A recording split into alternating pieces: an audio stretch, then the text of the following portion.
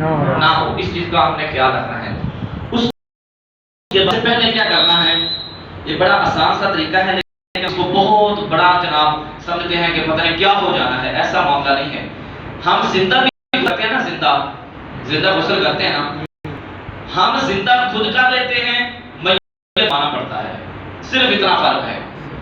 زندہ ہم خود کر لیتے ہیں، میت جو ہے وہ خود کر نہیں سکتی، اس کو دوسرے کو کروانا پڑتا ہے۔ اس سے یہ بھی ظاہر ہوتا ہے کہ کروائے گا وہی جس کو خود کو اپنا غسل کرنا آتا ہے۔ یہ بھی ایک بہت بڑی بات ہے، جس کو خود کو غسل کرنا آتا ہے وہی کروائے گا میت کو، تو اس چیز کے اوپر بھی ہم نے غور کرنا ہے۔ اچھا، جو کپڑا رنگ دار کلر والا ہم نے میت کی ناف سے لے کر گھٹنے تک ڈال دیا ہے، جس سے بدن جو ہے، جسم جو ہے وہ ظاہر نہ ہو، سب پہلے ہم نے میت کو استنجا کرانا ہے۔ کیا کرنا ہے؟ استنجا کرانا ہے۔ اس کا ناف سے لے کر گھٹنے تک یہ جو جسم ہے یہ ہوتا ہے ناپاکی والا زیادہ۔ کیا ہوتا ہے؟ یہ زیادہ ناپاکی والا ہوتا ہے۔ بعض اوقات ایسا ہمارا کوئی مریض ہوتا ہے کہ جو دنیا سے جاتا ہے تو اس کا پیمپر بھی لگا ہوتا ہے، مریض ہوتا ہے پیمپر لگا ہوتا ہے، تو اس کا ہم نے سب سے پہلے پیمپر اتارنا ہے۔ پیمپر اتارنے کے بعد جو ہے ہم نے کیا کرنا ہے، جو میت کو غسل دے رہا ہے، جو کفن کا سامان ہوتا ہے اس میں سے دو ہوتی ہیں تھیلیاں، کپڑے کی تھیلیاں بنی ہوتی ہیں، بڑی توجہ رکھیے گا، ذرا بیدار ہو کے سنیں۔ کپڑے کی تھیلیاں ہوتی ہیں، وہ ہم نے ہاتھ کے اوپر چڑھانی ہے۔ چڑھانے کے بعد ایک شخص جو ہے وہ پانی دے گا، اور پانی جو ہے ہم میت کو غسل دینے سے پہلے ہم نے نیم گرم پانی کرنا ہے۔ ایک اگر ابالا آ جائے تو وہ بہتر ہے، تاکہ پانی کی جو طاقت ہے وہ برقرار رہے، ٹھیک ہے۔ اس کے اندر بیری کے پتے ڈالے جاتے ہیں۔ بیری کے پتے جو ہیں وہ پانی کی جان کو بڑھانے کے لیے کیا جاتا ہے، تاکہ اس کی طاقت جو ہے وہ برقرار رہے اور جوشیلا پانی ہو جائے، جوش والا پانی ہو جائے، طاقت والا ہو جائے۔ تو یہ بھی ایک عمل جو ہے حسن عمل ہے، اچھا عمل ہے، اس میں کوئی کبار نہیں ہے کہ بیری کے پتے ڈال دیں گے تو پانی مکروہ ہو جائے گا، ضائع ہو جائے گا، خراب ہو جائے گا، ایسا چکر نہیں ہے، بلکہ پانی کے اندر جوش بڑھ جاتا ہے۔ تو ہم نے استنجا کروانا ہے، جو تھیلی ہم نے ہاتھ پہ چڑھائی ہے اس کے ساتھ ایک ہاتھ سے میت نے پانی ڈالنا، میت کے اوپر پانی ڈالنا ہے غسل دینے والے نے، اور اس چیز کا خیال رکھنا ہے کہ جس حصے کو وہ اس ٹائم دھو رہا ہے، جس کو صاف کر رہا ہے، اس کو دیکھنا نہیں ہے، وہ اپنا چہرہ کہیں اور کر لے اور اپنے ہاتھ کے ساتھ اس کی پوری جو ہے نا شرمگاہ، اس کو آسان طریقے کے ساتھ، اچھے طریقے کے ساتھ اس کو ہم نے صاف کرنا ہے۔ اس کو صاف کرنے کے بعد ہم نے میت کو جس طرح ہم زندہ وضو کرتے ہیں میت کو وضو ہمیں کروانا ہے۔ ہم زندہ وضو جس طرح کرتے ہیں میت کو بھی ویسے ہی وضو کروانا ہے، اور میت کی اگر داڑھی ہوگی تو داڑھی کا خلال جس طرح ہم زندہ کرتے ہیں اس طرح اس کی داڑھی کا خلال بھی ہمیں کروانا پڑے گا۔ اور اس چیز کا ایک چیز کا خیال رکھیں کہ جو میت سامنے پڑی ہوتی ہے اس کا منہ جو ہے، ہونٹ آپس میں کبھی کبھی یہ ہوتا ہے کہ بالکل جب فوت ہو جاتا ہے آدمی تو اس کی حرکت کرنی ہر چیز بند ہو جاتی ہے، ایسے ہی ہے، تو ہونٹ جو ہے وہ آپس میں مل جاتے ہیں، آنکھیں جو ہیں کبھی کبھی کھلی رہ جاتی ہیں اور کئیوں کی بند ہو جاتی ہیں، کئیوں کی نہیں بھی ہوتی، لیکن اس چیز کا ہم نے خیال رکھنا ہے کہ جس میت کو ہم غسل دے رہے ہیں اس کی جو منہ ہے اس کے اندر ہم نے کلی کروانی ہے، تو اس کا طریقہ کیا ہے؟ تو جو روئی ہوتی ہے غسل کے سامان کے اندر، جو کفن کا سامان ہوتا ہے اس کے اندر ہم روئی بھی لے کے آتے ہیں، روئی کو فولڈ کر کے چھوٹی چھوٹی ہم اس کی گٹھیاں بناتے ہیں، بنانے کے بعد جو ہے نا وہ ہم منہ کے اندر لگا کے پہلے دائیں جانب 3 مرتبہ، پھر جو ہے بائیں جانب، اس کو ہم نے احسن طریقے کے ساتھ پھیرنا ہے تاکہ اندر والی جگہ جو ہے وہ خشک نہ رہے۔ پھر اس کے بعد روئی کو ہم نے پھر فولڈ کرنا ہے، اس کو فولڈ کرنے کے بعد ہم نے اس کے ناک کے اندر پہلے دائیں طرف پھر بائیں جانب، ٹھیک ہے، احسن طریقے کے ساتھ اس کے ناک کے اندر کی جتنی نجاست ہے، جو گندگی ہے، اس کو ہم نے اچھے طریقے سے صاف کرنا ہے۔ بعض اوقات یہ بھی ہوتا ہے کہ کچھ ایکسیڈنٹ کے اندر بندے فوت ہو جاتے ہیں، ایکسیڈنٹ ہوتا ہے، ان کا خون بہت زیادہ بہہ رہا ہوتا ہے، یہ بھی ایک مسئلہ سننے بڑی توجہ کے ساتھ، خون بہہ رہا ہوتا ہے، تو جو روئی آپ کے پاس موجود ہوتی ہے اس روئی کو اس جگہ پہ رکھ دیں جہاں سے خون بہہ رہا ہو۔ تو بعض اوقات یہ بھی ہوتا ہے کہ بندہ دنیا سے جاتا ہے، اس کے جسم کے اوپر پٹی ایسی کی ہوتی ہے، پٹی ایسی کی ہوتی ہے کہ اس کو اتارتے ہیں تو نیچے سے خون بہنا شروع ہو جاتا ہے، لیکن ضروری کیا ہے کہ اس پٹی کو ہمیں اتارنا پڑے گا، پٹی کو ہمیں اتارنا پڑے گا. اگر پٹی کے اوپر سے ہم نے پانی ڈالا تو نیچے والا جسم جو ہے وہ کیا ہوگا؟ خشک رہے گا. خشک رہے گا. جب جگہ خشک رہی تو بندے کا جسم پاک ہوا نہیں. تو کوشش کرنی ہے جو پٹی ہے اس کے اوپر ہلکا سا پانی ڈالیں, اس کو نرم کریں, اس کو بالکل نرم کریں. نرم کرنے کے بعد یہ نہیں کہ جناب نرم کرنے کے بعد زور سے ایسے کھینچا, ایسا عمل کرنا نہیں. اس کو بڑے طریقے کے ساتھ, بڑے محبت کے ساتھ, بڑے پیار کے ساتھ وہ پٹی کو اتارنا ہے, اور اس کو گیلا کرنے کے بعد, تار کرنے کے بعد پھر جو ہے وہ جب نرم ہو جائے گی تو اس کو اتار لیں. پھر اس جگہ کو ہم نے دھونا ہے. اچھے طریقے کے ساتھ وضو کرنے کے بعد پھر کیا کرنا ہے؟ میت کو غسل دلوانے سے پہلے وضو بھی کرا لیا, استنجا بھی کرا لیا. اس کے بعد ہم نے اس کے دائیں جانب جو ہے وہ پانی ڈالا. ٹھیک ہے, دائیں جانب پانی ڈالنے کے بعد پھر ہم نے اس کے اوپر صابن لگانے کے بعد پھر جو ہے ہم نے اچھے طریقے کے ساتھ اس کو ملنا ہے. اس چیز کا خیال رکھنا ہے کہ میت پڑی ہو اور اس کو ہم نے ایسے الٹانا ہے ایک سائڈ پہ. ٹھیک ہے, ایسے الٹانا ہے پہلے دائیں جانب. ٹھیک ہے, اس کو الٹانے کے بعد ہم نے اس کے نیچے والا جو حصہ ہے اس کو بھی ہم نے پانی کے ساتھ اچھی طرح دھونا ہے, اس کو اچھی طرح پاک کرنا ہے. سارے کے اوپر بھی پانی ڈالنا ہے, اچھے طریقے کے ساتھ صابن لگا کے اس کو ہم نے مسلنا ہے. جیسے ہم اپنے سر کا مساج کرواتے ہیں یا کرتے ہیں, اس طرح مساج کرنا ہے. مساج داڑھی کا بھی کریں, سر کا بھی کریں, کوئی بھی بال جو ہے وہ خشک نہ رہے. جو بغل ہے اس کو ہم نے محبت کے ساتھ ایسے اٹھانا ہے, ہاتھ کو بغل کے نیچے والی جگہ خشک نہ رہے. یہ بھی ہوتا ہے کہ ہم ایسے بازو کو اوپر سے پانی ڈال دیتے ہیں, نیچے بغل جو ہے وہ خشک رہ جاتی ہے. بغل کو اٹھانا ہے, ہاتھ کو ہم نے نیچے پانی ڈالنا ہے, صابن بھی لگانا ہے اچھے طریقے سے. اس کو دائیں جانے والی جگہ کو ہم نے پاک کر دیا, صابن لگا دیا. پھر اس کو ہم نے دوسری جانب الٹانا ہے. ٹھیک ہے, دوسری جانب الٹانے کے بعد ہم نے ادھر صابن لگانا ہے, پیچھے کمر کے نیچے سارا صابن لگانا ہے, شرمگاہ کے اوپر صابن لگانا ہے, پورا آگے پاؤں تک صابن لگانے کے بعد اس کو ہم نے احسن طریقے کے ساتھ دھونا ہے.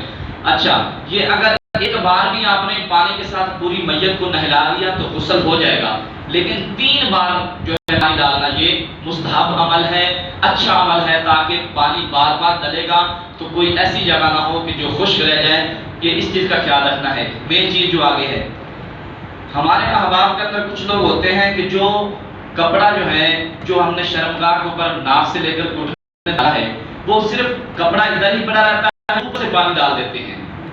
یعنی کہ کپڑا ادھر پڑا ہے, انہوں نے جناب ادھر سے پانی لیا اوپر ڈال دیا. وہ سمجھتے ہیں کہ شاید یہ میں نے کر دیا ہے تو نیچے سے جگہ جو ہے وہ پاک ہو گئی ہے. ایسا نہیں ہے, کپڑا ہٹانا پڑے گا, اندر سے صابن لگانا پڑے گا, اچھے طریقے کے ساتھ اس کو دھونا پڑے گا. اور 2 آدمی جو آپ کے ساتھ لگے ہوئے ہیں, ایک کو ایک سائڈ پہ کھڑا کریں, دوسرے کو دوسرے سائڈ پہ. وہ کپڑے کو دونوں طرف سے پکڑ کر اوپر اٹھائیں, اور جو غسل دے رہا ہے وہ پانی لے گا اور اس جگہ کو اچھے طریقے سے بن دے کے دھوئے گا. بن دے کے دھوئے گا, اس کو اچھی طرح سے واش کرے گا.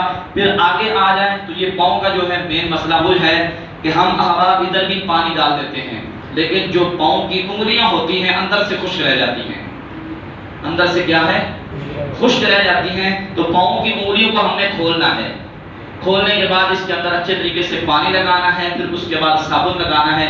صابن لگانے کے بعد اچھی طرح دھونے کے بعد پوری میت کو غسل ہو گیا. کیا ہو گیا؟ پوری میت کو غسل ہو گیا. یہ مشکل تو نہیں, آسان ہے. اس کام سے ہم ڈرتے ہیں. یہ کوئی مشکل کام نہیں ہے. میں نے آپ کو ایک بات بتائی ہے, زندہ بندہ خود کر لیتا ہے اور مردے کو کروانا پڑتا ہے, صرف اتنا فرق ہے. اور ان چیزوں کا ہم نے خیال رکھنا ہے. ہم ہیں مسلمان تو میت کو غسل دینے کا ہمیں طریقہ جو ہے وہ آنا چاہیے.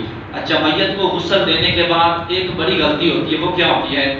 مثال کے طور پر ایک بندہ امیر ہے, وہ کیا کرتے ہیں, میت کو غسل دے دیا, وہ ایک بندہ آواز لگاتا ہے, اوے ٹشو لے کے آؤ. کیا کرو؟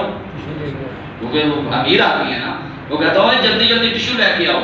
اس کو ساری زندگی باپ سے محبت نہیں ہوئی, اس ٹائم محبت ہو رہی ہے, اب ٹشو بھی پیش کر رہا ہے, ہر چیز پیش ہو رہی ہے. اب عزت نفس کا معاملہ ہے نا, اب جناب ٹشو لے کے آؤ. تو وہ جو سنتا ہے وہ بھی جلدی جلدی اتنا بنڈل اٹھا کے لے آتا ہے, وہ کہتا لو یہ ٹشو آ گئے. وہ کرتے کیا ہیں, ٹشو کے ساتھ پورے جسم کو صاف کر دیتے ہیں, پورے جسم کو صاف کر دیتے ہیں. ایسا کرنا مکروہ تحریمی ہے. کیا کرنا؟ ایسا کرنا مکروہ تحریمی ہے۔ بعض علماء نے لکھا ہے کہ اگر آپ نے میت کے جسم سے پانی سارا صاف کر دیا تو میت کو غسل دوبارہ کروانا پڑے گا۔ بعض علماء نے یہ بھی لکھا ہے اگر آپ نے پانی کو اچھے طریقے سے صاف کر دیا میت کو غسل دوبارہ کروانا پڑے گا۔ اتنا آپ نے غسل دینا ہے میت کو کہ اس کے جسم کے اوپر بوندیں ٹھہر جائیں، بوندیں ٹھہر جائیں، اور جب آپ اس کے پانی کو صاف کرتے ہیں تو میت آپ کو بد دعائیں دے رہی ہوتی ہے۔ اس کے چہرے کا پانی، اس کے پوری باڈی کا پانی ہم نے ٹشو وغیرہ یا کپڑے کے ساتھ صاف کرنا نہیں، اس کو اسی حالت میں چھوڑ دینا ہے۔ اور اس سے اگلی بات، کچھ احباب جو ہے نا وہ میت کو اس کے بعد جب چارپائی کے اندر رکھا جاتا ہے 2 چادریں ہوتی ہیں۔ کتنی ہوتی ہیں؟ 2 چادریں۔ 2 چادریں بچھانے سے پہلے ان کے نیچے لمبی لمبی باندھنے کے لیے وہ لمبی، اس کو ٹاکیاں کہتے ہیں، چلو ٹاکی کہہ دو اسی پنجابی چ، ٹھیک ہے، قطریں کہہ دو، لمبی سی ہوتی ہیں، وہ نیچے سب سے پہلے بچھانی پڑتی ہیں۔ اچھا، سب سے پہلے میت کو چارپائی کے اوپر رکھنے سے پہلے ایک گھر کی آپ چادر لیں، گھر کی ایک صاف اور پاک چادر لیں، وہ چارپائی کے اوپر بچھائیں۔ اس کو بچھانے کے بعد لمبی قطریں جو ہوتی ہیں میت کو باندھنے کے لیے وہ 3 آپ رکھیں۔ اگر ایک بھی رکھ دی درمیان میں تو وہ ٹھیک ہے، اور دوسری جو ہے وہ ایک پاؤں کی طرف ہوگی، ایک سر کی طرف ہوگی، وہ تو بعد کے اندر بھی لگی ہے۔ لیکن جو سب سے پہلے آپ نے گھر والی چادر رکھی ہے وہ بچھانے کا مقصد یہ ہوتا ہے کہ اس چادر کے ساتھ آپ نے میت کو اٹھا کے قبر میں اتارنا ہوتا ہے، اور میت کو قبر میں رکھ کے پھر وہ چادر جو ہے وہ واپس لے آنی ہے، وہ میت کے ساتھ جانی نہیں چاہیے، یہ ذہن میں رکھیے گا۔ کچھ عوام کہتے ہیں چلو جی ٹھیک ہے یہ بھی چادر ساتھ جائے، ایسا نہیں ہے۔ 2 چادریں ہوتی ہیں جو میت کے ساتھ جانی ہوتی ہیں۔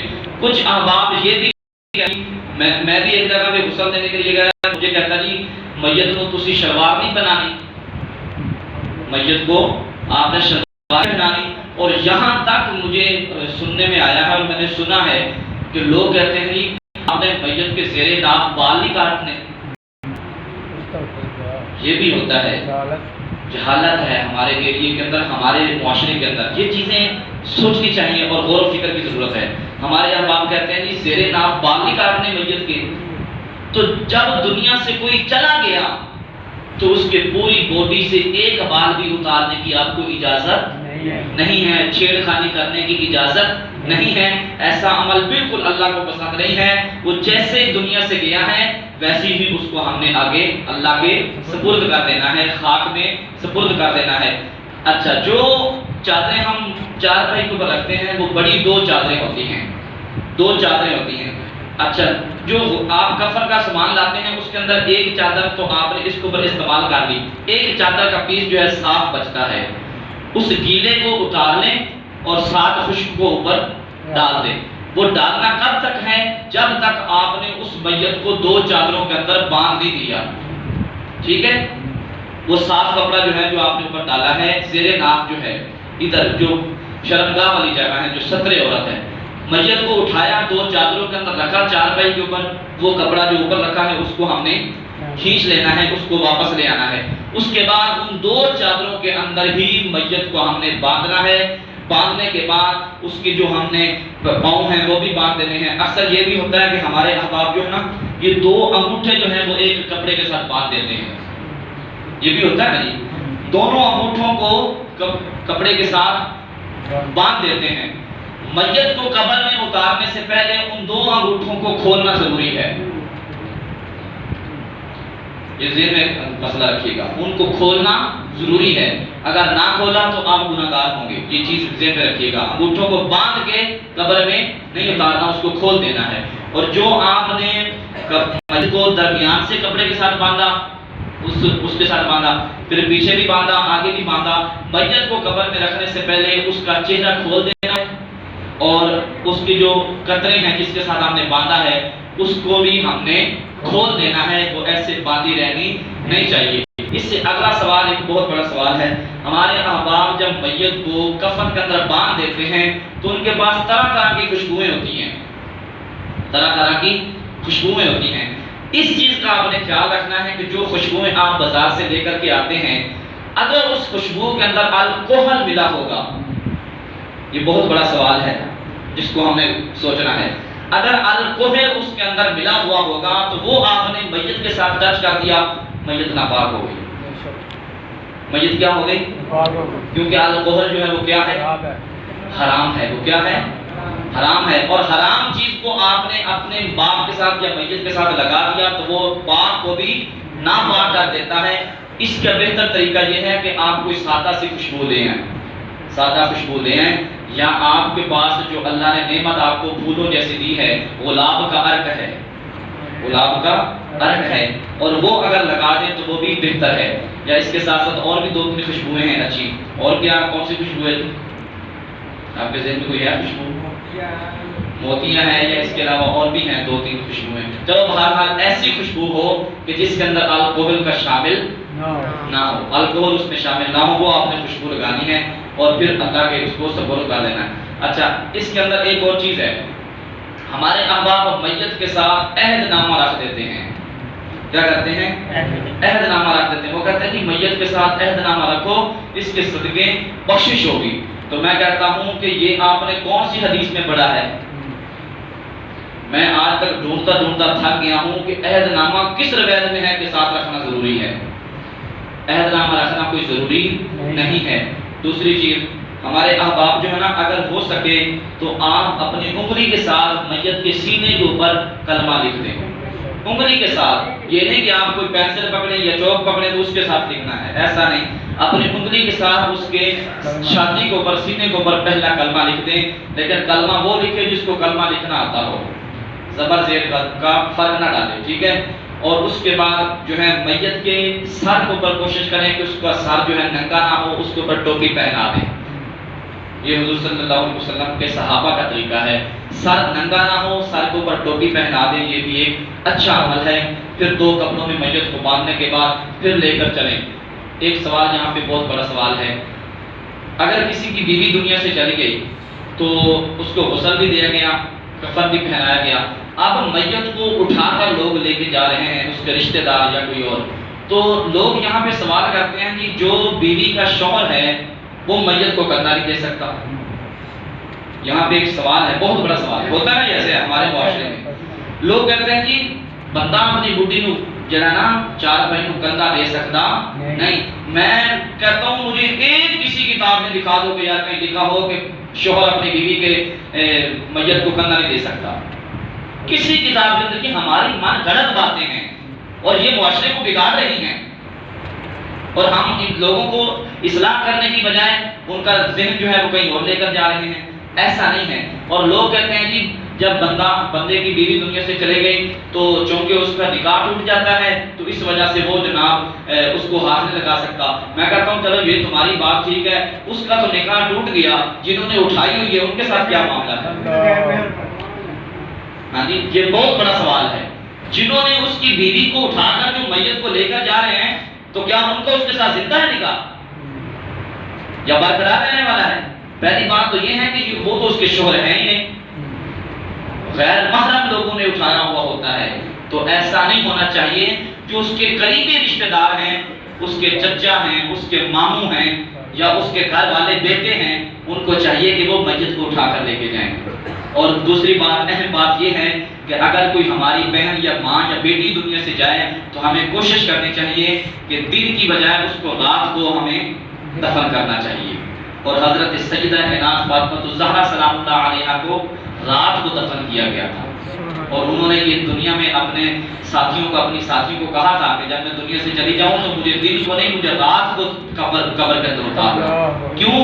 کہ کہیں میں جو اتنا پردہ رکھنے والی ہوں تو کہیں میں بے پردہ نہ ہو جاؤں۔ اتنا پردے کا خیال تھا کہ رات کو عورت کو چاہیے کہ ہمیں چاہیے عورت جب دنیا سے جائے تو ہمیں رات کو ایسا اہتمام ہونا چاہیے۔ اور دوسری بات، آگے ایک سوال ہے، جو ہماری بہن یا بیٹی دنیا سے چلی جائے تو ہمارے احباب میں یہ بھی ہوتا ہے کہ جنازہ بھی پڑھا، جنازہ پڑھنے کے بعد پھر سارے لوگ قبرستان چلے گئے۔ قبرستان بہت سارے یا زیادہ قریبی ہوتے ہیں تو وہ جاتے ہیں۔ اچھا، ان قریبیوں میں سے کچھ تو ایسے ہوتے ہیں کہ جو محرم ہوتے ہیں اور کچھ ایسے ہوتے ہیں کہ جو نامحرم ہوتے ہیں۔ اچھا، جو بہن دنیا سے گئی ہیں، جب ہم نے اس کو قبر میں اتارنا ہے تو قبر کے اندر ظاہری بات ہے اس کا چہرہ جو ہے وہ ہم نے کھولنا ہے، تو ہمارے اب آپ کا اندر یہ ہوتا ہے کہ جو بہن دنیا سے گئی ہے وہ حالانکہ ہمارے لیے نامحرم ہے، ہم اس کے لیے نامحرم ہیں، لیکن لوگ قبر میں جھانک جھانک کر اس کا چہرہ دیکھ رہے ہوتے ہیں۔ ہوتا نہیں ایسے، جھانک جھانک کر اس کا چہرہ دیکھ رہے ہوتے ہیں۔ ایسا نہیں ہے، نامحرم لوگوں کو اس کی قبر کے پاس جانا ہی نہیں چاہیے۔ نامحرم لوگوں کو اس کی قبر کے پاس جانا ہی نہیں چاہیے۔ اگر آپ نے دعا میں شریک ہونا ہے تو آپ تھوڑا سا 21 قدم یا 10 قدم اس سے پیچھے ہٹ کے کھڑے ہوں، اس کے قریب نہ جائیں۔ یہ جس کا حق ہے اسی نے ہی یہ عمل کرنا ہے۔ یہ بہت ساری باتیں ہیں جن کا ہمیں سیکھنا جو ہے وہ ضروری ہے۔ کام ہم ایسا کریں کہ جس کام کے کرنے کی وجہ سے ہمارا اللہ بھی ہم سے راضی ہو جائے، اللہ کا محبوب بھی ہم سے راضی ہو جائے۔ اگر اس کے اندر آپ کو کوئی چیز کی سمجھ نہیں آئی یا کوئی نئی چیز ایسی ہے کہ جو میں نے آپ کو نہیں بتائی تو وہ آپ بلا جھجک مجھے بتا سکتے ہیں، یا کوئی اس میں آپ کو کوئی مسئلہ لگ رہا ہے تو بلا جھجک آپ مجھ سے پوچھ سکتے ہیں کہ قاری صاحب ایسا ہو تو پھر ایسا کیا ہے۔ تو اس کا آپ کو اجازت ہے، اگر کوئی سوال کرنا چاہے تو کر سکتا ہے۔